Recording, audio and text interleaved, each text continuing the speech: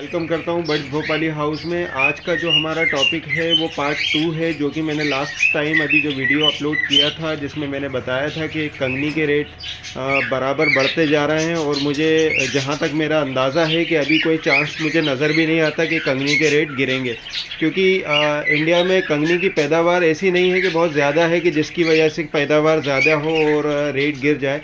क्योंकि इस वक्त जो है बर्ड्स पालने वाले ज़्यादा बढ़ गए हैं और कंगनी का इस्तेमाल ह्यूमन मतलब आप हम लोग करने लगे हैं खाने के लिए, आटे में, और उसके बाद उसके ओट्स बन रहे हैं और काफ़ी सारी चीज़ों में यूज़ होने लगा है कंगनी दाना।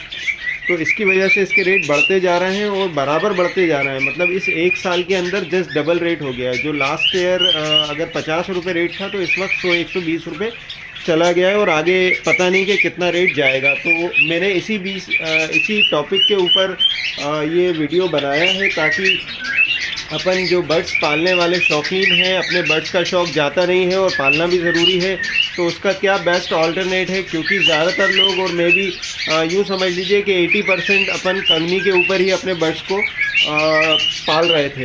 मगर क्योंकि अब कंगनी का रेट बढ़ता जा रहा है और आप देख रहे हैं कि मेरे पास ये जो मेरा सेटअप है, आप लोगों ने पुराने वीडियोस में भी देखा होगा कि काफ़ी ज़्यादा म्यूटेशन काफ़ी ज़्यादा क्वांटिटी में है, तो कंगनी को इतनी हद तक खिलाना पॉसिबल नहीं है। तो उसका बेस्ट ऑप्शन क्या रहेगा और किस तरह का रहेगा, तो वो सारी चीज़ें मैं पिछले 8 महीने से बराबर अपने बर्ड्स को खिला रहा हूँ और मैंने ये अंदाज़ा लगाया कि मुझे किसी तरह का कोई नुकसान नज़र नहीं आया।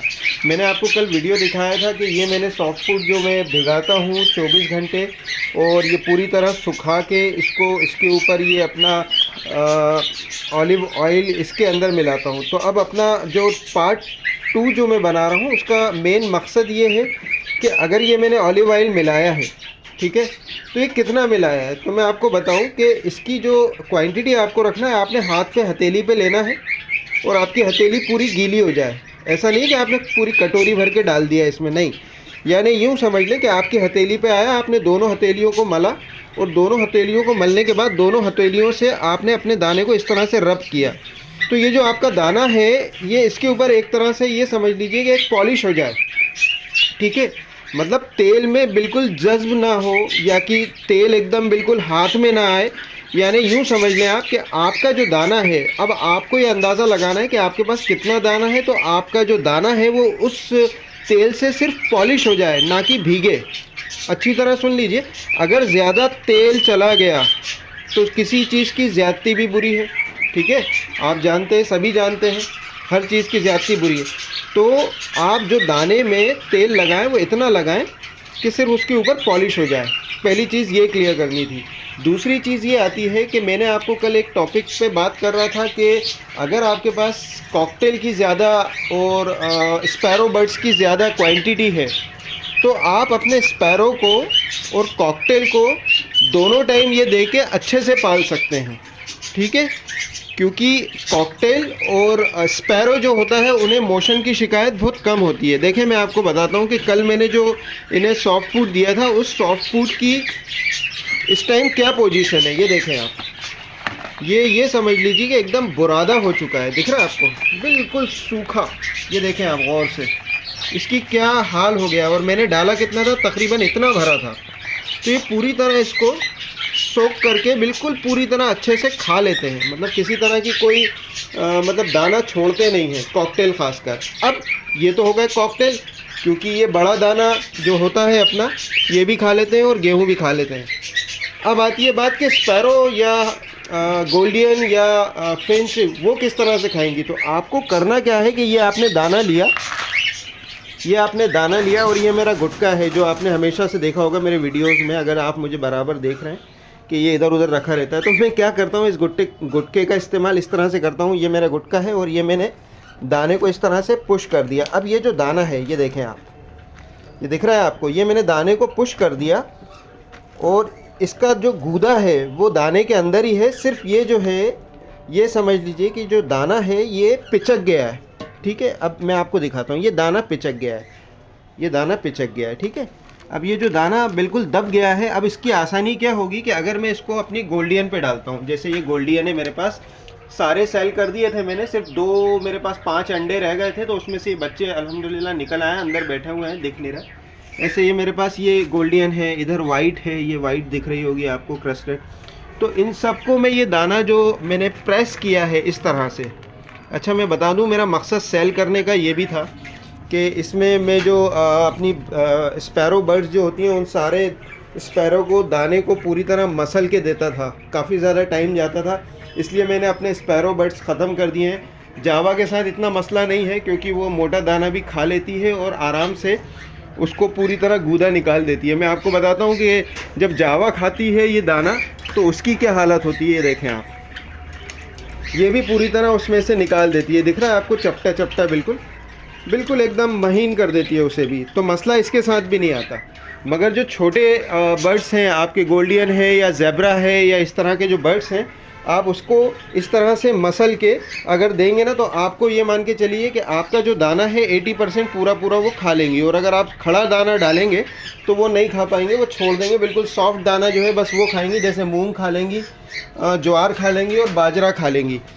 गेहूं और चना जो है आपका नहीं खा पाएंगे। अच्छा, इसके अंदर मैंने आपको बताया था कि मैंने इसमें चने की दाल टूटी जो होती है, चने की टूटी, वो मिलाई है, ना कि दाल। चने की टूटी होती है, दिख रहा है आपको, ये चने की टूटी है। तो इससे फ़ायदा ये होता है कि कॉकटेल तो ये खा ही लेता है, जावा भी खा लेती है और ये जो मेरे होगो हैं ये भी खा लेते हैं। मगर अब बात आती है कि होगो या बजीज़ को और अफ्रीकन को क्यों नहीं देना है। तो मैंने ये अंदाज़ा लगाया है कि अगर मैं 2 टाइम इनको देता हूँ अपने होगो बजीज़ को, तो इनके अंदर मोशन की प्रॉब्लम आने लगती है, यानी जो इनके बच्चे होते हैं उनकी वैन के ऊपर पोटी चिपक जाता है। और अगर मैं इनको 1 टाइम देता हूँ और बाकी टाइम कंगनी पे रखता हूँ, जैसे कि मैंने कंगनी डाल रखी है काफ़ी सारी, ये देखें आप, और ये इनका दाना मैंने डाला था कल, तो इसकी हालत देखें आप कि इन्होंने इसको भी एकदम बुरादा बना दिया। ठीक है, तो मैं इनको 1 टाइम देता हूँ और 1 टाइम ये समझ लीजिए कि कंगनी चलती रहती है इनकी। और कॉकटेल को मैं दोनों टाइम देता हूँ, अपनी जो स्पैरो हैं उनको मैं दोनों टाइम देता हूँ और कंगनी अलग चलती है।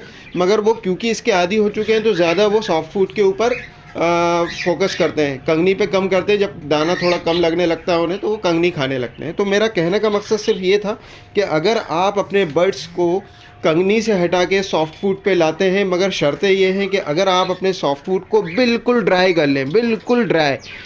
गर्मियों के मौसम में ज़रूर ये कर्रा हो जाएगा अगर आप खुला रखेंगे, तो उसका तरीका ये है कि आप कपड़ा ले लें, थोड़ा सा मतलब जो गीला होता है उसको अच्छी तरह निचोड़ के उसके अंदर दाना रख दें और कूलर की हवा रहेगी, और अगर आप उसको रखेंगे तो वो ज़्यादा टाइम तक कर्रा नहीं होगा।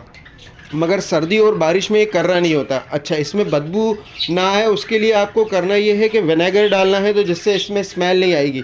अमूमन लोगों का कहना ये होता है कि अगर आप दाने को 10-12 घंटे रख दोगे तो उसमें बदबू आने लगेगी, मगर वो उस शर्त पे आएगी कि अगर उसके अंदर पानी है। अगर आपने पानी पूरा सॉक कर लिया, यानी अगर आप न्यूज़पेपर बिछा रहे हैं, मैं न्यूज़पेपर इसलिए इस्तेमाल करता हूँ कि यूज़ एंड थ्रो होता है, मैं 2-3 दिन बार सुखाने में यूज़ कर लेता हूँ, तो मैं उसकी लेयर लगाता हूँ। पहले एक लेयर लगाता हूँ न्यूज़पेपर की, फिर उसके बाद दूसरी लेयर लगाता हूँ, तो जिसकी वजह से वो दाना एकदम सूख जाता है। और अभी इस टाइम सर्दी का मौसम है, तो सर्दी की वजह से हवा में नमी है, तो इसकी वजह से दाना जल्दी नहीं सूख पाता। तो मैं पहले एक न्यूज़पेपर लगाता हूँ, उसके बाद उस दाने को हटा लेता हूँ। जब वो सोक कर लेता है न्यूज़पेपर, दूसरा सूखा हुआ न्यूज़पेपर लगा के फिर उसके ऊपर दाना डालता हूँ, तो वो जल्दी सूख जाता है। ये एक दूसरा ऑप्शन है। और न्यूज़पेपर आपको मालूम है कि बड़ा ही सस्ता आता है, तो मुझे नहीं लगता कि आप अपने बर्ड्स के लिए थोड़ी सी मेहनत करने में मतलब हिचकिचाएंगे, क्योंकि जो शौकीन होता है वो सारी चीज़ें मैनेज कर लेता है।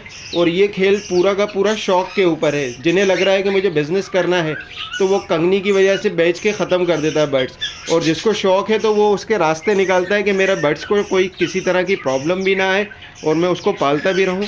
तो सॉल्यूशन ये है। हाँ, ये बात और है कि मैंने अपने जो गोल्डियन है और जो स्पैरो बर्ड्स के कुछ वैरायटी है वो कम की है, क्योंकि टाइम की कमी थी। ये सारी चीज़ें मुझे करना पड़ती हैं रोज़, जैसे कहता हूँ मैं कि ये कूटना पड़ता है, तो इसकी वजह से उनको कूट के अलग देना, उसके बाद सॉफ्ट फूड में भी अलग तरीके से एक ब्रेड को देना, तो वो सारी चीज़ें भी मैंने पहले वाले वीडियोस में बताई हैं कि स्पैरो बर्ड्स को एक फूड किस तरह से देता हूँ और कॉकटेल को किस तरह से देता हूँ। कॉकटेल को मैं थोड़ा सा बाउल टाइप बना देता हूँ रब करके, और स्पैरो बर्ड्स को मैं डायरेक्ट कद्दूकस जो होता है अपना, उसमें किस के लंबी लंबी उसमें बत्तियाँ टाइप निकलती हैं एग की, तो वो स्पैरो जल्दी ईजिली खाते हैं। वो आप अगर मेरे पुराने वीडियोस देखेंगे तो उसमें दिखेगा आपको।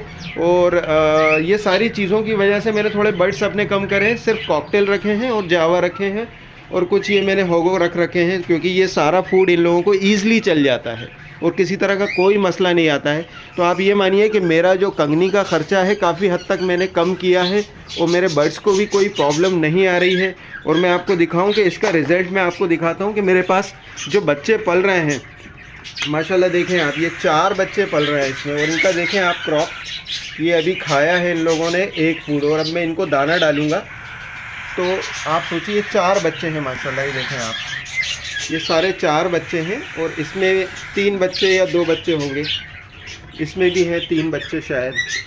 तो मैं आपको बताऊं कि इनका रिज़ल्ट देखें आप किस तरह से आता है। कोई मसला नहीं आता है क्योंकि ये सारे जो है सॉफ्ट फूड पे पलने वाले बर्ड्स हैं ज़्यादा।